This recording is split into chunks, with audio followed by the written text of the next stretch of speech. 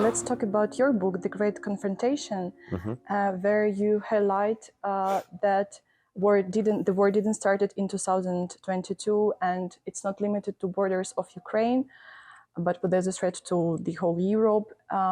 But at the same time, you keep referring to aggressor state as Putin's Russia.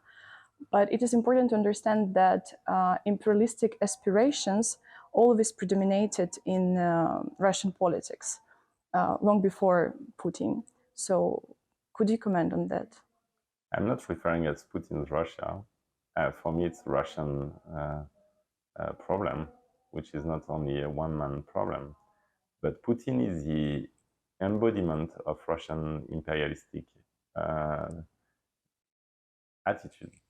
And this is going way beyond Putin himself. What you have to understand is that Putin and his group, because Putin is not one-man show, it's a group that is constituted in St. Petersburg in the 90s. And Putin group is based on the wedding of two forces.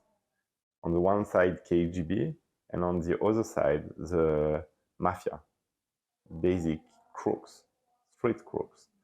The takeover of the St. Petersburg port by Putin's team is a two-side operation. One side is former or current KGB agents. The other side is the Tambov gang of Mr. Ilya Traber. And the junction of both creates the Putinist group. And we can see that this cancer has taken over the whole Russia.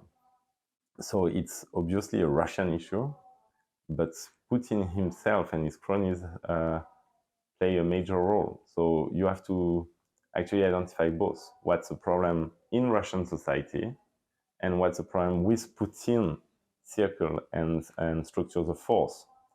Because Putin is just a continuation of KGB and mixed with some kind of ultra-oligarchic attitude.